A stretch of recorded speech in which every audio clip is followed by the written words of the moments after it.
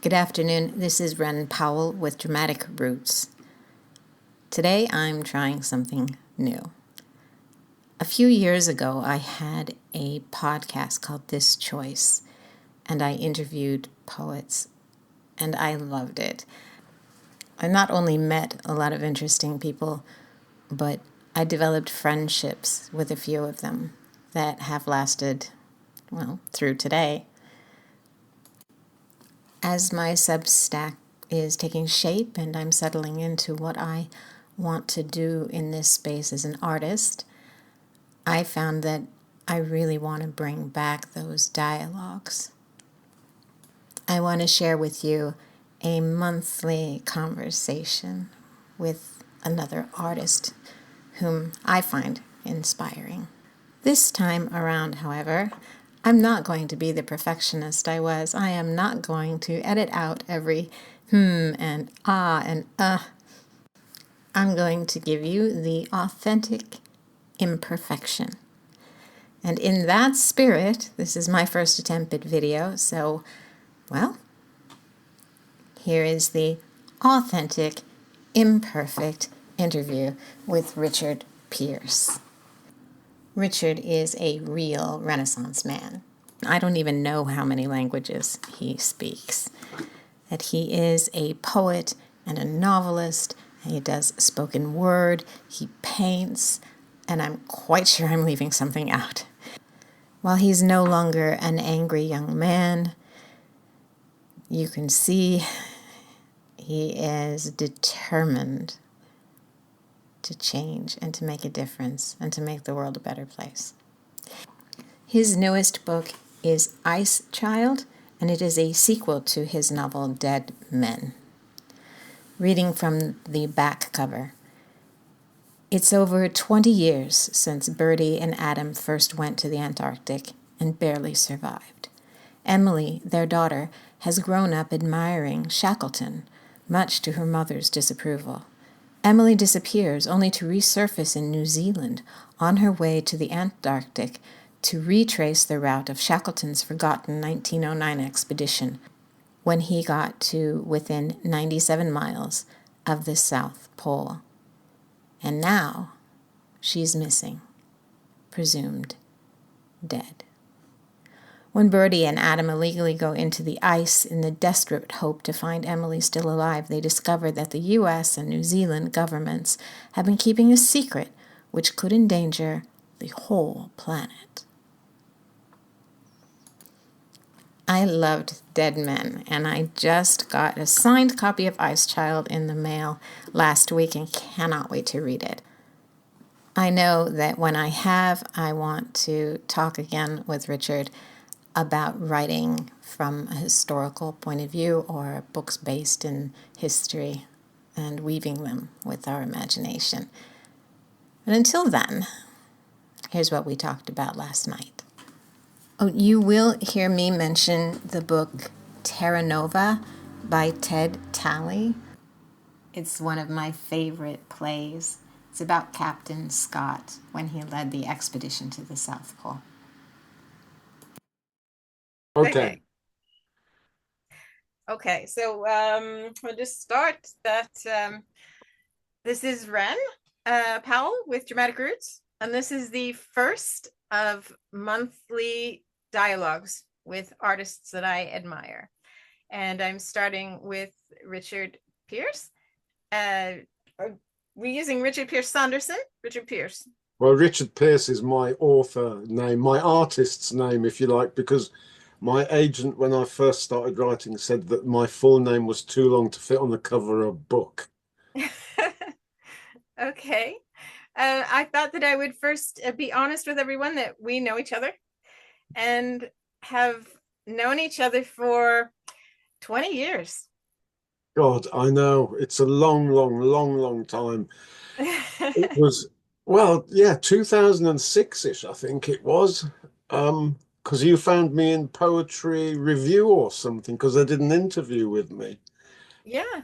I And I read an got, interview in London Poetry London, okay. and read that you were a British poet who was living outside of Oslo. So Yep. I very bravely worked up the courage to send you an email and say, hey, how are you doing it living away from home? And how do you keep up writing in a foreign country? And I thought you were a bloke when you first emailed me because Ren, I'd never heard of Ren for a woman. So that was kind of weird. That was a bit of an eye opener to bloody gender politics as well. So yeah, I was thinking about that. That was a long, long time ago. Um, Well, and neither of us has changed really. no, and my life has changed a lot. And you have written how many novels now? You've written what, six? I think I've published about 6 or 7, and there's about 2 or 3 that haven't seen the light of day yet. Yeah. And the biggest problem I have that I've got another 7 in my head that I really want to write, but I can't seem to find the time, Uh, um, which is kind of problematic. And you know, you you said to me that we would. Sorry, phone call. Um, and there goes my mobile. such busy lives we have. Yes, we have very busy lives, and that's why I never find time to write. It's what I was going to say was if I was more focused, I could probably do all this stuff. But because, as you said, I do so many different art forms and I have quite a busy work life as well, I get dragged in lots of different directions all the time. And I think to myself, I should be more disciplined. But actually, if I was more disciplined, I might not have got into all the other stuff that I do as well. And it gives me a lot of fulfillment from all sorts of different angles because they're all different things. Um, and I just like doing different things. And I just, there are so, as you know, because you're a poet, there are so many thoughts inside your head all the time about practical things, about the meaning of life, about politics, about existing, that to an extent, just to stick to one art form, that's not enough. That's not a sufficient form of expression. I need more than that. I wish I could write music. I wish I could be a real polymath. But I think you are. I think you're one of the few true Renaissance men that I know. So Can I have that in writing? Thank if you. I can put that in writing for you. That's a huge compliment, which humbles me actually, especially bearing in mind, I'm in therapy again because it's quite important to me to have that. Um, and we were talking on Tuesday, and she said, you never give yourself a compliment. You're always so self-critical. And I said, well, I think it's the nature of the beast that we don't always appreciate our own worth. So it's very, very humbling and very gratifying to be considered a Renaissance man, especially as the Renaissance is one of my favorite periods in history anyway. So um, well, I thought we could start with some of your poems. If you could read some of them to people who aren't familiar with your work. Um, when I was looking through some of the poems that you have on Instagram now, I realized that you, if I were to look at your work, if I were going to put your work in a book and put it in different sections, I'd have 3 sections. I would have the political poetry, mhm. and then you have poetry about age and marriage, and kind of domestic things, especially about aging. And then you have a category that I'm very familiar with because Paul Farley once told me, oh, yeah, you're the one who writes strange poems about strange women doing strange things. And I've realized that you and I have that in common. You have a lot of poems about strange women doing strange things. That's interesting. I mean, let me start at the very base of this, and this is, I am a bloke, right? And I admire the female form, right? I also admire, I mean, when we talk about my prose as well, all the female characters that I write are really strong characters. And part of that, the reason for that is that modern culture, regardless of how feminist people think it is, still popular culture still portrays women as weak creatures who need to be fulfilled by marriage or acceptance by men and all this sort of thing. And I really don't like that. Um, and if I think about it, this strange woman whom I have taken to writing about a lot, I think she's Mother Nature. Mm. And she's the world, and she's revengeful and full of love and all the emotions you can think of. And so that's, I think, why I write about her a lot. And I was talking to my therapist about this the other day. I think we forget much too easily that we are actually still really connected to nature, and that we are running the risk of destroying that thing that we're really connected to. And I guess from that point of view, this strange woman embodies what we're risking throwing away, but she also embodies a really powerful existence that, when humankind's disappeared, nature will still be there. And whatever we say about climate change, etc., nature, once humanity has destroyed itself, nature will still be there. I mean, look how quickly the weeds have grown back at Chernobyl and all this stuff. Um, I mean, obviously there's a lot of sensual stuff in that as well, because that's the way it comes out. I tend to have to explain to people, like Colonel Larry, who's 78, who lives in the States, who's a US Army vet and who's the big bromance of my life. He's very much a rationalist, and he says to me, "How do you come up with all this weird stuff, Rich?" And I'm like, "I don't know, it just comes out of my brain. I can't control it. It's like guided writing almost sometimes, which and it just happens. Um, I can't I can't control it. I can't predict it. I mean, I tried to write one of the poems I did yesterday. I think on the 20th, I started it 3 times and I crossed it all out. Whereas quite often, some of my poetry is just all written in one take, and it doesn't. I don't change it, so it's a mystery. But I'm glad I found that woman. Yeah, I'm glad you found her too. I mean, I don't know And whether you feel the same, whether it's sort of, I suppose that we're connecting to the prime evil that is still in us with with these strange women. I don't know. sometimes I wonder if it's some kind of unconscious connection to Lilith, and that the woman who is there, who was very rebellious and is usually forgotten, and those moments when she comes out. Most women in history have been forgotten, unfortunately. Yeah.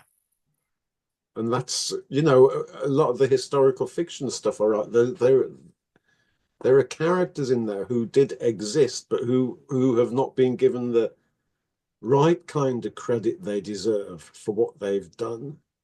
Mm. Um, and having 3 daughters as well, I've always tried to bring them up to be self-sufficient, independent young women. It hasn't worked necessarily, but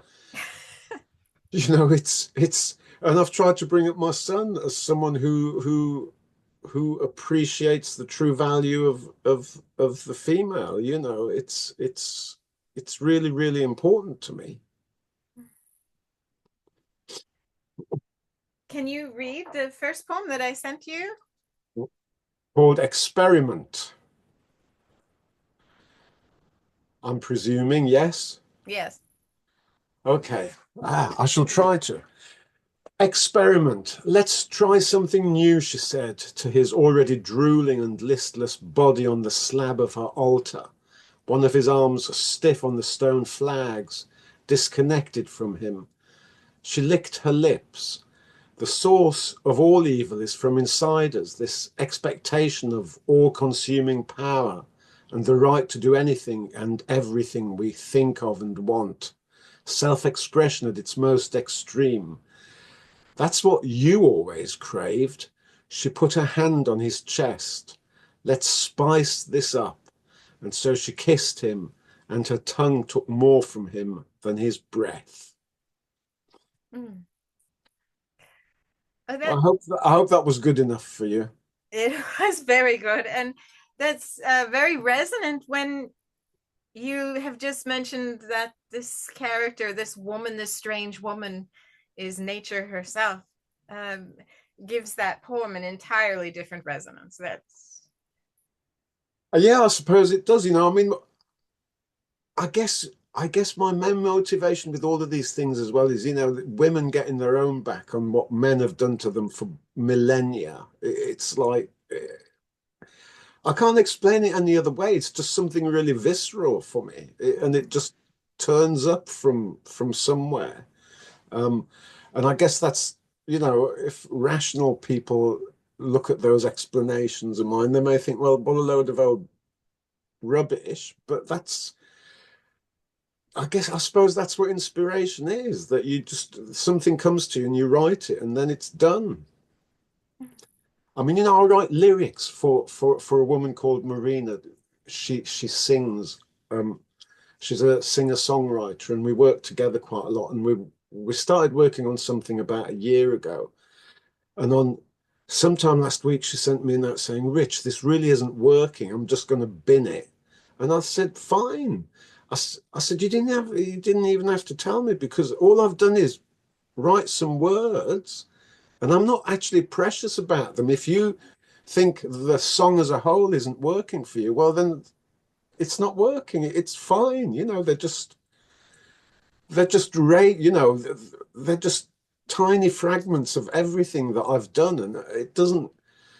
If you don't use them, and if it doesn't work, it's fine, because that's the way art can be. And is now that it's a live project again. We spoke to each other, and she came up with some different mixes where instead of it being all sung, some of it was spoken word, almost like a spoken word duet between her and me. And so she's really enthusiastic about it again now, which is kind of cool. And it will come out as a single at some point soon, I think. Um, oh, so, that's exciting. well, yeah, it is. But the biggest problem is that non-mainstream creatives have a really hard time getting their stuff heard. Yeah. And you're familiar with that problem just as much as I am. And it's really sad, because a lot of new talent just misses misses out. Their voices aren't heard, and it's tragic, actually. Um, and I just try to do what I can about it. I'm going to go a little off track. We'll circle back to your poems about aging, but since you're talking about what it's like for creatives to get attention and to be seen, we've been now in this situation where we've had Facebook and we've had Twitter, X, all of these ways to get ourselves out there, circumventing the old gatekeepers of traditional publishing. But now, with the ethical questions of using Facebook and X and all of these things coming up, do you have any thoughts on that, about what that's going to mean to us as artists? I'm That's a very complex question, and I'm very torn. I've not deleted my profile from X, but I haven't used X for over a month. Um, and I'm thinking about stopping Threads, and I, Facebook. I only tend to keep up because there are groups of people on there that I communicate with that I couldn't communicate with as effectively in any other way. I think sometimes I think that social media has sort of misguided us minor creatives into thinking that we can make our voices be heard better, when in fact all we have done is feed the algorithm with our own creativity, um, and not necessarily played the algorithm um, the way we should have played it. So we're not always as visible as we would like to think we are. I think, if anything, I think the real driver for creative independence is going to be blogging, because obviously I don't know the ethics of all the blogging platforms, but Substack and WordPress and Blogspot, they all have, you know, you can use them regardless of whether or not you're on social media. Um, there are also other sort of publishing platforms. I'm I haven't done this yet, but there's something called Draft to Digital that I may just have a go with rather than using Amazon for my self-publishing stuff, because there are massive ethical questions over Amazon, and it kind of scares me that I'm still on there, and it kind of depresses me that this guy is bending the knee to Trump and various other people, and that he's so rich and that he doesn't give any significant portion of his money away to people who need it. Um, I don't think there's an easy answer. Um, and sometimes I think that this whole idea of self-published chapbooks and going and standing at book fairs and stuff and doing your own thing is probably at its base the best way for us to get our voices to be heard by some people. And if you want to be in the internet sphere, then blogging is going to be the best way of doing that. The Instagram stuff that I put my poetry up, that's just kind of a byproduct. I never used to use Insta till about 3 or 4 years ago. Um, and, then my kids, so that shows age. My kids were going on about how great it was at that time, although all say now that it's an outdated platform. So, you know, I found a lot of useful creative stuff on Mastodon as well that I joined about 18 months ago when I was first thinking about packing in with Twitter. Um, so who knows what advances technology will bring for us? The thing I just worry about is our data being used for things we don't want them to be used for. Um, and our art becoming content and data rather than being what it really is, which is art. And I certainly don't want my art used to train AI and not to be recompensed for it, nor credited for it. That was a very long answer, sorry. No, it was a wonderful answer. It's very interesting to hear your ideas about that. I used Blurb instead of Amazon. They're also Okay. good. You might want to check them out. I'm Uh, writing it down as we speak in my journal. but yeah, back to your political poetry. Because do you consider yourself an activist? Because when I look at what you do, I think, yes, you're definitely an activist. People have called me an activist, although it's probably, oh, actually, it's probably about 8 years since I last went on a demo. Um, and that was a pro EU demo in London. I I feel that I can't call myself an activist because I don't think I'm physically active in that way. On the other hand, as I say, I when I brought out a 53-second spoken word thing in December and it made it into the top 10 of some music website for that week. And the reviewer called me an activist, although I don't use that term for myself in any of my bios.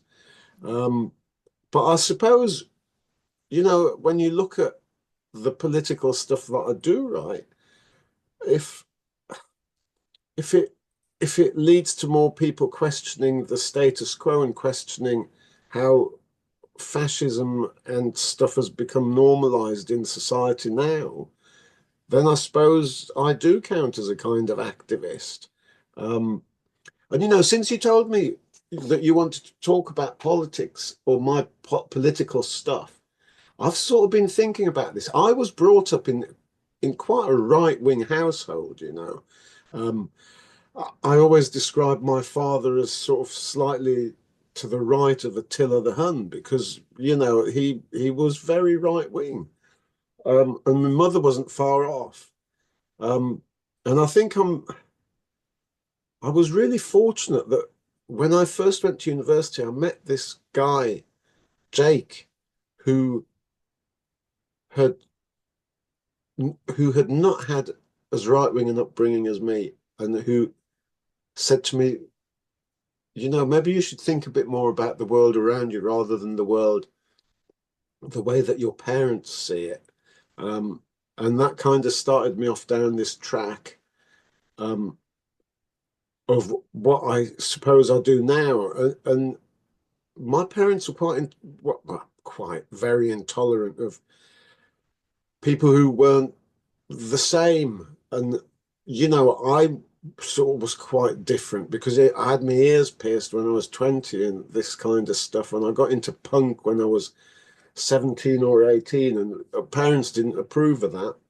Um, and I suppose if you preach tolerance as a person, that's invariably seen as being political, and it does become a political activity in a society which seems to thrive on intolerance. And so that's kind of where this whole push has come from for continually writing about politics. Because I mean, all my journals are here going back to when I was 18.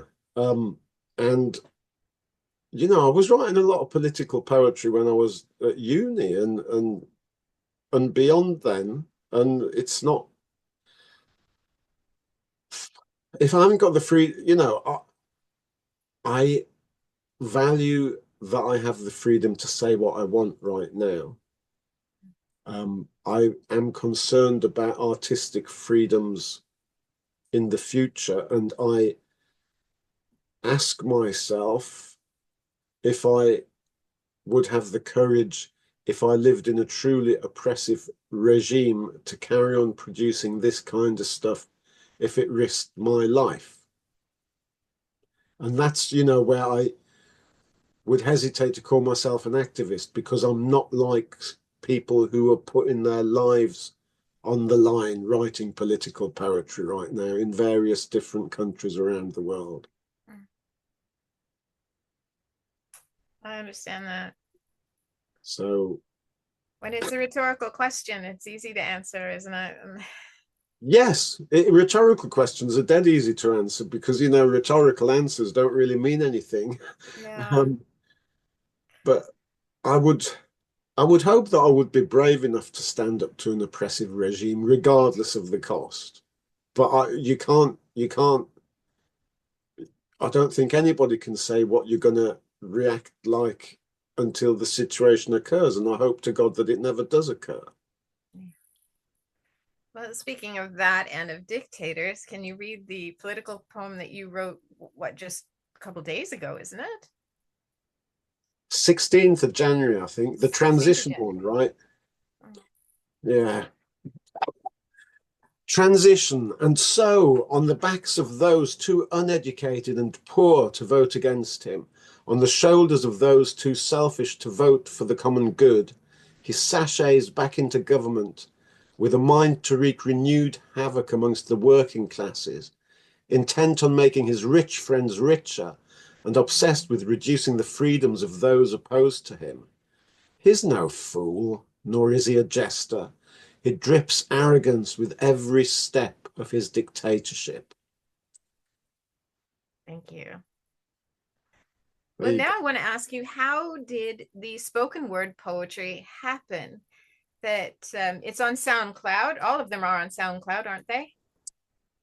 Yeah, they are. They are. There's also some stuff up on SoundCloud that I want to get rid of, like the short stories and stuff, because the sound quality is dreadful.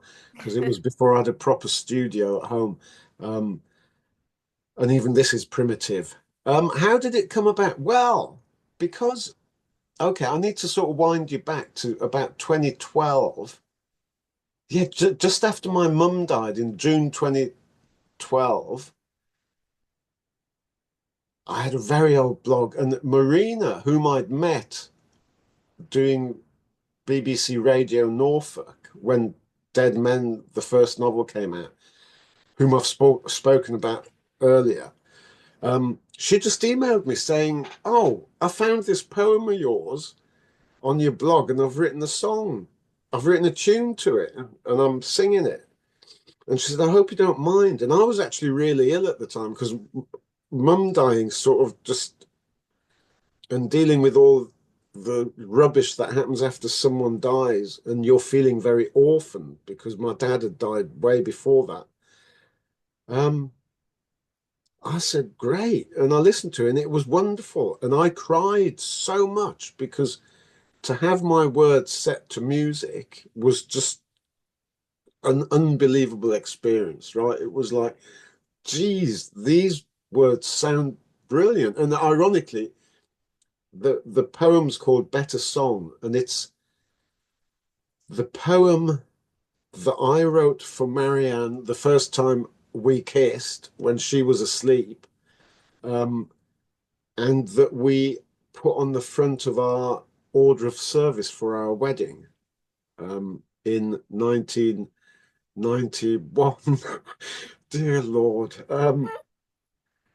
And so I started writing. I mean, Marina and I must have written, I don't know, 12, 13 songs together now, um, which is really kind of cool because she's got a great voice and she's immensely talented. And I count myself fortunate to have contributed to her creative output as well. Um, and then I suppose, I've always said to people, I'm not a performance poet. I don't do that. A lot of poetry is much better just being read off the page by your eyes because you can make it flow the way that you as a reader want it to flow. If you read it as a poet to people, then it's almost like the film of a book and it makes you think in certain ways. But I think I came away from that and I wouldn't say I was a performance poet, but I kind of thought, if I can find beats and and keys and rhythm to go as a background to um these words that I've written, then why not try it? Um, and that's really where it came from. And I don't write music, I haven't got a musical body in my bone. Um, and I came across a site where you can basically use other people's beats and stuff royalty free. And you can change their key and everything to make it fit to what you want to do. And you can add your own samples and stuff. And so I thought, yeah, you might as well try it, mate. And, it's sort of, like I said before, it's another one of those things where I got pulled away from what I should really be focusing on and started doing this. And Cost of Living, that actually got played on BBC Radio 6 Music last April, was kind of my first solo effort because I'd had a couple of spoken word things that I'd done with different producers before that. Um, and it took me, I mean, the original text was written in 2020 in the first lockdown of COVID here in the UK. And then obviously I messed with the text. And then finally in March last year, I'd got it into a shape that I thought, oh, this works. And bless Marianne, she came in here and I said, oh, just listen to this. What do you think? And she said, oh, it's really, really good. But I just changed this production value and that production value, which is what I did do because I always follow the advice of my wife. And there you go. It just started there. And then I thought, well, if I can do that, I can do lots of it if I want, if I've got the time. Um, and I'm trying, it's just finding the time again. But I enjoy doing it as well. I enjoy putting the bits of it together and I enjoy, um, I think before I started doing this, I hadn't recognized the strength of repetition in poetry and in spoken word that, you can use it to emphasize things. You can use it to complete cycles. You can use it to bring the listener stroke reader's attention to maybe the core bits of what you've written, and you can use repetition effectively as a kind of a leitmotif that runs through a longer piece. And I think from that point of view, it's just taught me that even at my advanced stage, it's not too late to learn new things. And so that's really how it came about. And it's kind of cool. It's kind of cool that people listen to it as well. It's for a little old middle-aged white bloke, it's gratifying and humbling and I hate the word, but it's nice. You hate the word nice? Well, it's so overused in the English language that, nice is very middle class bourgeoisie sort of thing. But it gives me certain comfort as well, because as you know, because I see a therapist, I have mental health issues. So it's it's it's just it makes me feel good. Yeah. And I like loud music. This is the thing. And I always get really annoyed because I do a new music show every Friday. I always get really annoyed when I am trying to find music for the show and all these people start off with this little ambient, quiet beginnings and stuff. And I'm thinking, come on, folks, give me some decent banging music because that's what the world needs. Okay. Well, you brought up age a couple times already now. And that is something that you write about a lot. And it's actually something you and I talk about a lot. Yes. And how is writing about age and aging process, is that therapeutic for you when you write poetry on that topic?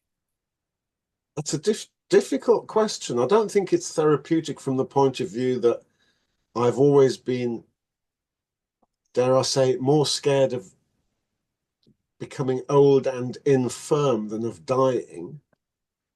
Um, it doesn't necessarily give me comfort in that area, but I think that quite often it's self-reflective and it's me consciously saying to myself, actually, Richard, however depressed you might be or however useless you think you are, your life hasn't been wasted.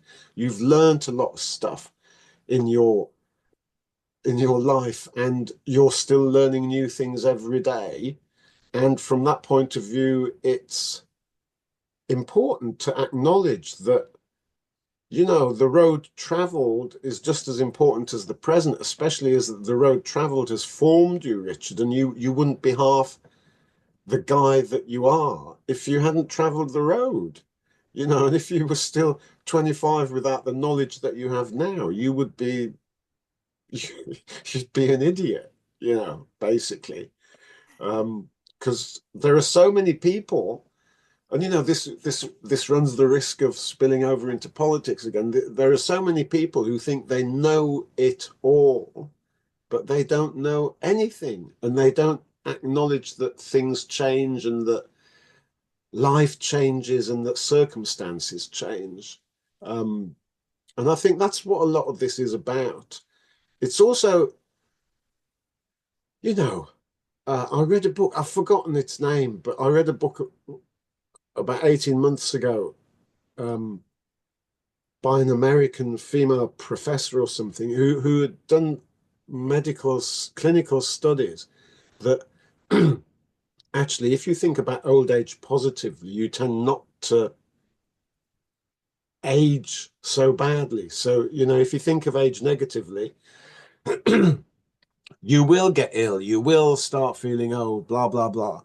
Um, and I'm going to have to go back to read it again because it filled me with huge optimism and stuff, which 18 months down the line sort of seems to have fallen by the wayside. Um, but, I try not to think of myself as old. And, I'm very lucky to have children whose friends think apparently that I'm really cool, and that I've got something to say that is worth them listening to. And I don't just mean the spoken word with music stuff. I just mean whatever comes out of this mouth. Um, so that's kind of nice, and people tend not to think that I'm as old as I am, which is also quite nice. Okay. Can you read the poem for me? Um, which which one was? Oh, it's the age one, isn't it? The age one. Let me try and find. Here we go. I found it now. This is the one that I had to find on the web on my Oh, blog because I couldn't find it on my computer. Um, okay. Age. This is an age I never thought to reach when I was young and foolish and in love with the idea of poetic martyrdom, when I thought 30 was old and 50 ancient and anything beyond that impossible. Life spreads its warmth and wounds into our tissue, the feeling of having grafted until our bones are incapable of holding us together. Tiredness, such an unmanageable condition, the adverse reaction of striving and struggling. This illusion of mellow aging, of sitting and enjoying a well-earned rest in our dotage, is another untruth peddled by those who didn't want us to survive this long in the first place, and by those who still don't understand how hard we have worked. thank you. I hope that was all right. That was lovely. Do you know, I think partly that, I don't know whether you're going to ask me this, but I think that was partly inspired by politics where, old people become forgotten people. You and I have spoken quite often about, the invisible woman syndrome when women pass the age of 40 or whatever the landmark is thought of as. And, it was interesting because, quite often our kids do go down the road of saying, well, the time you're talking about, Dad, is totally irrelevant because that was 30 years ago, mate. And I say to them, actually, what's inside is still the same as when, what you have inside you is the same as I had inside me 30 years ago and the same as I've got inside me now. And I think part of it was spurred by the fact that one nameless child does not appreciate that actually Marianne and I have had to work really, really hard in sort of making sure that this family works, that we can feed the children, that they haven't really wanted for anything, although, their acquaintances with richer parents have obviously had more than our kids have. Um, and the sort of the the realization was missing, and I think it's missing quite. And I sound like a grumpy old man, but I'm not. It's missing from quite a lot of people, which is that a good work ethic is not a right-wing symptom. It's not, you're not right-wing just because you have a really, really good work ethic. Um, and similarly, I have a good work ethic when it comes to writing. I don't just want to sit on my backside and not do anything. And as you know, Em always says, why don't you just relax? Why don't you just stop? Why do you wander around the house all the time saying, I need to do something productive? Why don't you just sit in the sofa for a couple of hours and just do nothing? And I'm like, I can't, I'm incapable of, I can't do that. Um, and I think that poem was like a reflection of how old people aren't valued by society, especially old people who haven't become really right wing with age, which does unfortunately happen with a lot of people. But also that young people don't necessarily, God, I do sound really old, that people from newer generations do not think that the older generations have anything that's worth saying. Whereas, in fact, we were talking before about the road traveled. I can learn from my 70-year-old mate, Colonel Larry. I can learn from an 85-year-old that I might meet. Similarly, a 15-year-old can learn stuff from people those ages and people as old and decrepit as me. It's and I guess it's a protest poem for old people. I love that. So there you go. Although I'm not really old, I mean, people would probably say that I was middle-aged. Um, so yeah. Yeah, Does that answer? that answers. So I thought we'd talk about your novel, the one that just came out. And when we first talked, when we first met, I think I told you that my favorite play was Ted Daly's Terra Nova. Which I have somewhere. It could actually still be in a box somewhere because even though we've been living here for 3.5 years, there is still boxes of books in two sheds. Yes. And then you go and wasn't it, was that the one that you started during the NaNoWriMo we did together? No, the B Bones was the NaNoWriMo. Bones, that's And right. and Yeah. well, wrote 77,000 words in 23 days. And Marianne was ripping the pages off me as quickly as they were coming out of my fingertips and off the printer. It's still one of my favorite books, but it's um, Dead Men, that original Antarctic novel came about because I was fortunate enough to go to the Antarctic in 2008 with work. And I had thought it would be a fertile place for poetry. And then I sort of realized there was a mystery with Scott's death and all this. Um, and I think the thing that really got me was that in Scott Base there is a light on in the common room that's always on because they leave it on for Scott to find his way back. And I think the whole just and it's quite creepy out there. Like some things that happen in Dead Men that intimate ghosts and things that are things that actually happened to me when I was out there, and it was really Uh-huh. it was quite spooky to be honest, and it scared me absolutely witless. Um, but I don't know whether that's a fertile imagination or not. But other people have talked about the same feelings, so so. That came out in 2012. It was nominated for the Guardian First Book Award. Um, and it's my only traditionally published novel. It never won the Guardian First Book Award. Everybody said, "Oh, well done for being nominated." And it didn't bloody win it, did it? It matters to be nominated. And so my agent said, "Oh, I don't think there can ever be a sequel to Dead Men." And I'm like, "Well, I'm not really sure." Anyway, Yeah. So we agreed to disagree. So that yes, Ice Child. there it is. So this is the next generation.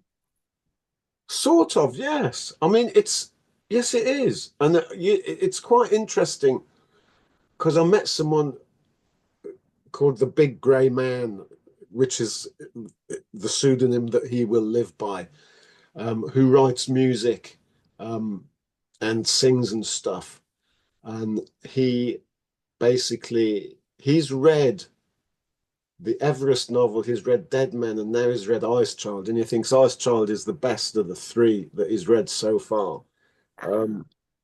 Because his view is that the characters have obviously grown from Dead Men, and as you say, it involves the next generation. So it's a totally different responsibility for people if they've got a child um, and an unruly and disobedient child.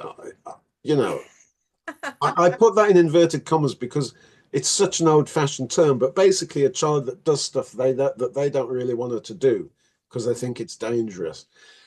Um, and you know, I when I came back from the ice in 2008, I just missed it immensely. And every night, even now, when I go to bed, I do what I did when I was out there because I used to pull the sleeping bag up over my head. And when I go to bed, I still pull the duvet up over my head when I go to bed and imagine that I'm in my sleeping bag on the ice.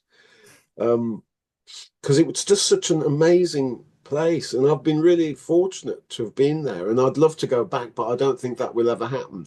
And one way of getting me back, obviously, is to write another book about being in the Antarctic. That might, that probably sounds quite facile, but also you have to find, it's all white just about over there. You have to find new ways of describing sights and describing different shades of white and describing all sorts of stuff. Um, and you possibly have to think about it more than if you're writing about somewhere really colourful. Um, the other thing was that the first book sort of focused on Scott's expedition, not sort of, it did, with a modern love story. The second, Ice Child Now, changes focus to Shackleton, who I get really annoyed about because everyone always says, "Oh, Shackleton never lost any men on his expeditions and all this," an untruth. Because three died on one of his expeditions, not on the 1908-09 one that I'm writing about, but it's sort of, and it really annoys me that they've sort of made out that he's a real hero because nobody died. Lots of people died on the ice.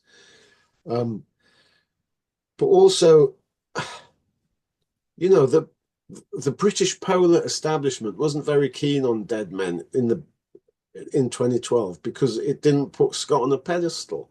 And I don't I don't deal with putting people on pedestals. It's to put people on pedestals is to give them qualities that they don't have. And it's not denying bravery and dignity and all this sort of stuff, but it's just saying these people aren't gods. They weren't gods. They're not angels. They were normal people. I mean, Amundsen was also a pretty nasty piece of work.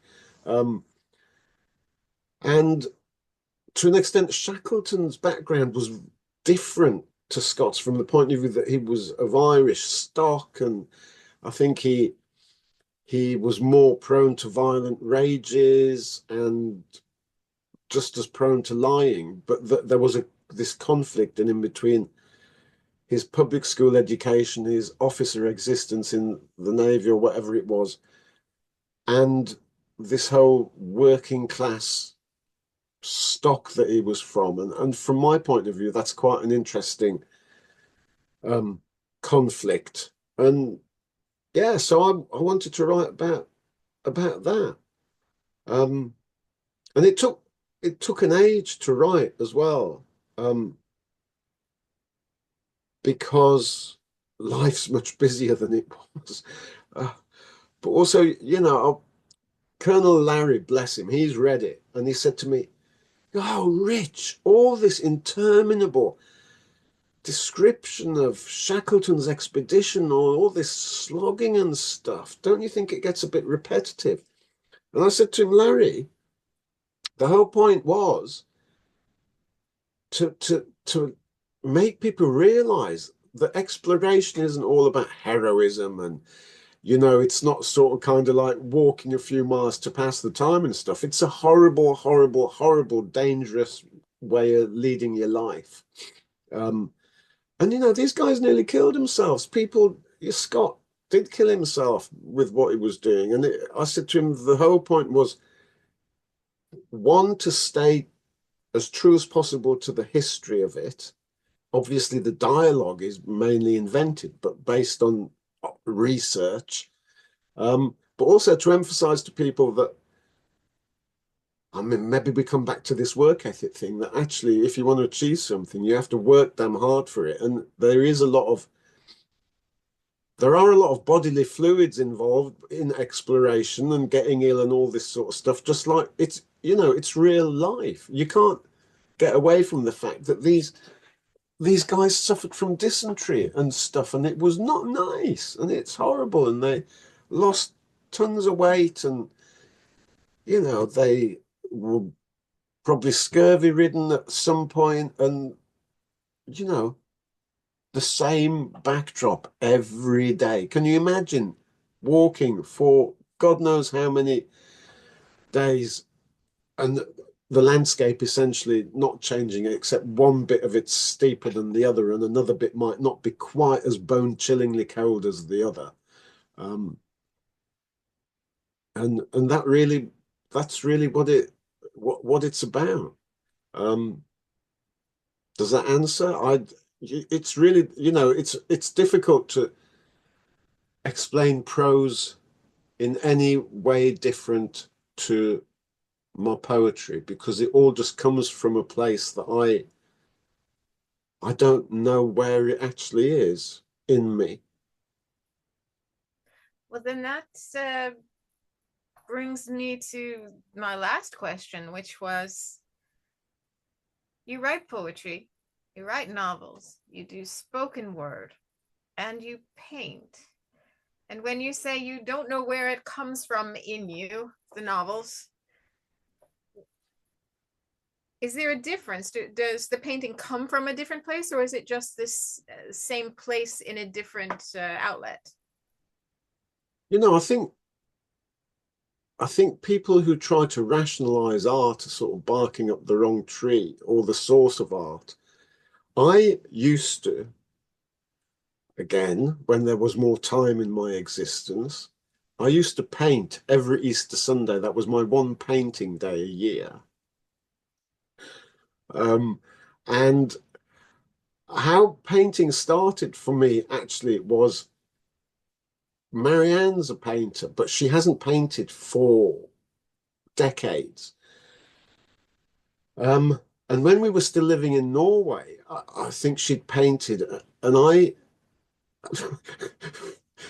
don't laugh at this. I decided, right, we've got a big garage. I'm going to get a small canvas. I'm going to paint her a picture for her birthday or for Christmas or something. And it was awful. And I think the children still laugh about it. But this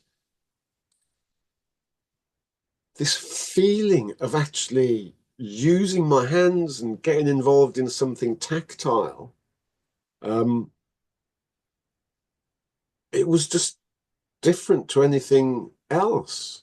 It was just doing something real, because even if you touch paper and you touch a pen and you write things, it's not quite the same. Because to an extent, words are everyday objects. So you're writing objects that you that you're familiar with, if you understand what I mean. Whereas if you're taking paints and trying to fashion something from those paints, it's something that for me at any rate was something totally unfamiliar. And when we moved back to England, she painted a lot of abstract stuff and this, which is absolutely beautiful. Um, and so I thought, well, maybe I'll just try and not paint something that's representative, but just to paint something. I don't know what it's going to be, so I'm just going to paint. And I actually sold a painting before she did, which annoyed her very much. Um, and I tried sculpting in Norway and stuff as well, because there's a lot of rocks lying around in Norway. So I bought some chisels and started doing it. Um, and I think, um, you see, I think that I probably watched The Agony and the Ecstasy when I was young and read it all about Michelangelo. Mm. And I remember watching a film about, I don't know, some French sculptor from like the 19th, late 19th, early 20th century, um, living basically in a massive freezing cold studio and sculpting till his fingers bled and stuff. And I thought, well, yeah, that's kind of cool. But I mean, it comes back to this vision I had of poetic martyrdom when I was young, and thinking if you're going to be a good poet, Richard, you need to sit in a tower like Hölderlin did for 25, 30 years and be mad and burn all your furniture and drink too much red wine, because only then will you be a good poet. Um, the reality is totally different. Reality was Easter Sundays, I would say I'm to everybody, I I do not do any commitments Easter Sunday. I will go to church if I feel like it. Having said that, I don't really believe in organized religion because it's been usurped and it usurps the world. Anyway, that's a bye. And so I would put classical music on and lock myself in my room and just start messing with paint on canvas. And that's really where it came from. And I do actually miss doing it. Um, but again, like I said before, lack of focus. I don't know where I'd find the time. I'm just going to point out again, I think it's fascinating that music is so much a part of who you are. I have how many years now? I must have 20 CDs from Christmas, from I think you probably Christmas have. collections from you. I think you probably have. And that you make a playlist when you write and you listen to music while you're writing for your characters. And to me, that is unthinkable. I have to have No, a no, I complete know a lot of people think I'm really weird because I like to listen to music when I write. I mean, my most played song in 2023 on my streaming thing was the 10-minute version of All Too Well by Taylor Swift, because I would just put that on repeat while I was writing stuff. Um, and I think why that particular song got me so much is the narrative arc in the whole thing is amazing. And just again, it's a woman talking about man who's mistreated her and all that.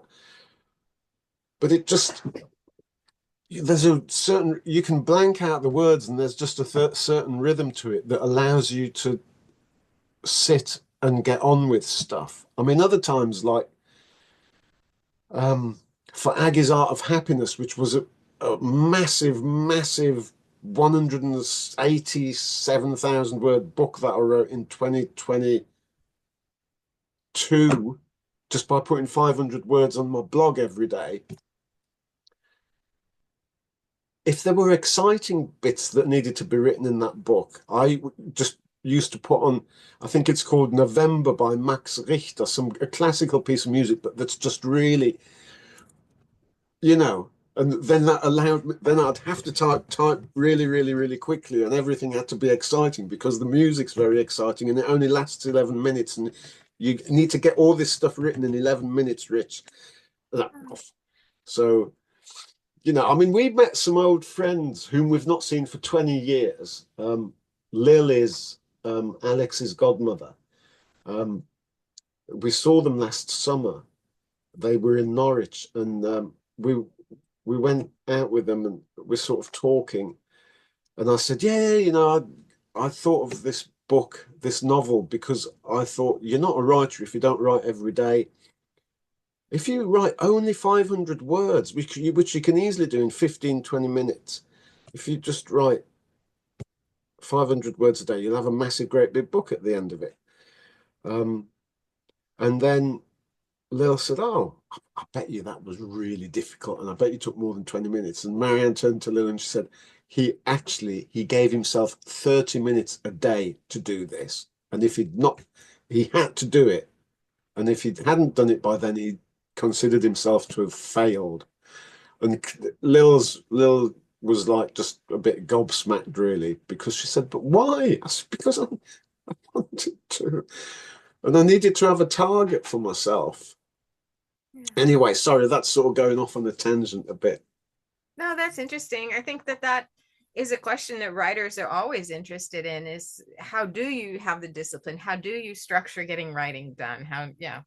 It's And really I'm the same way as you. I set my 20-minute timer, and 20 minutes, take a break, 20 minutes, take a break, minimum 40 minutes a day. That's I mean, I won't get anything done. That's why I'm doing this Masto prompt stuff, because to an extent, without having an external prompt, I probably wouldn't do it. And it's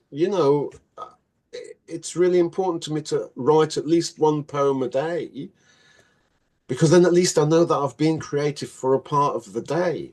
I mean, I do need to do other stuff, and I do want to.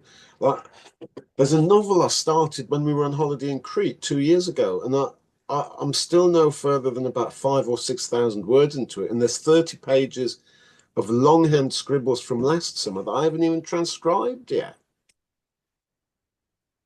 And all this stuff needs doing, and apparently I have quite a difficult day job as well. So, it's... And there, by the way, there is that hand-bound copy of Dead Man you made for me. Ah, yes. Which was a massive kindness. I treasure that so much. Oh, that was so much fun. Oh, it really was.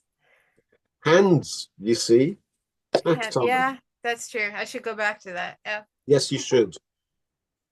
Yeah, when I get my upstairs studio back again, maybe I will.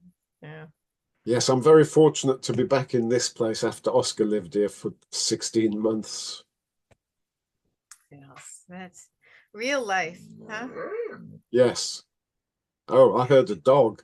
Yeah, I think he's bored. Well, that doesn't surprise me. You've been talking to me for like over an hour. But it's been so even a nice. dog. So it's so thank you. nice to see you. It's so good to see you, because it's such a long time since you and E and Di came to London and went out. Yeah, it is. But soon I'm gonna get back over to London, and we'll make sure that we have a good 4 or 5 days. The most important thing is that you're well and looking after yourself after everything that you have gone through.